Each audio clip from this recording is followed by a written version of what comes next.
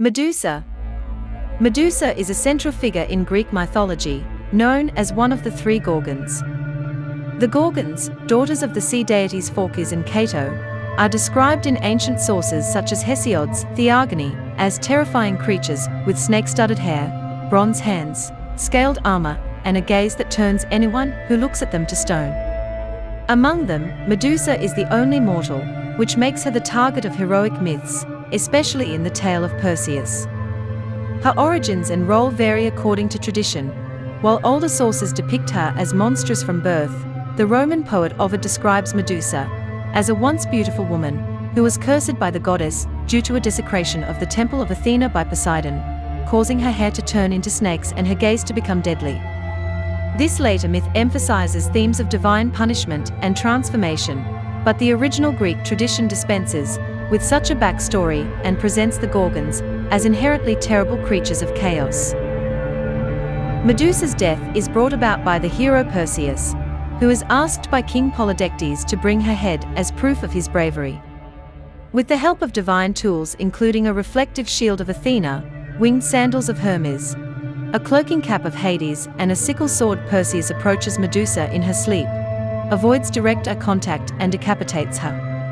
From her neck emerge the winged horse Pegasos and the giant Chrysaor, offspring of her union with Poseidon. The severed head retains its petrifying power, which Perseus uses in later adventures, for example to conquer the sea monster Ketos, before handing it over to Athena, who incorporates it into her shield, the Aigis. Medusa's head thus becomes an apotropaic symbol, a protective symbol against evil, which is often depicted in ancient Greek art and architecture as a gorgoneion, a stylized grimace with a wide open mouth, outstretched tongue and snake hair.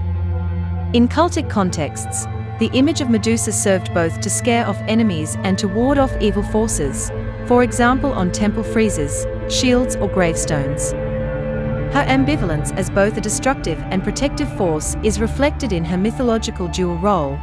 As a slain monster, she embodies the victory of civilization over savagery, while her iconographic use underlines her enduring power.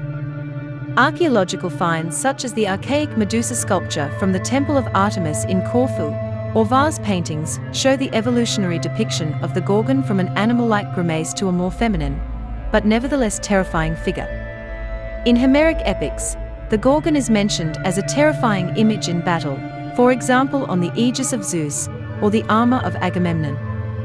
Medusa's myth is also linked to geographical localizations.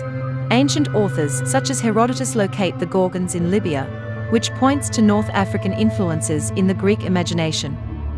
Later interpretations, especially in the Renaissance, focused on the allegorical interpretation of Medusa as the embodiment of danger or female threat, but the original mythological function remains anchored in her role as a liminal figure, a being on the threshold between life and death, the human and supernatural spheres. Her presence in initiation rites, for example, as a warning against breaking taboos, underlines her cross-cultural symbolic power. Despite her destruction by Perseus, Medusa remains present through her descendants and her head, which ensures her narrative immortality in Greek mythology. A very interesting mythical creature. I would be very grateful if you would like and subscribe.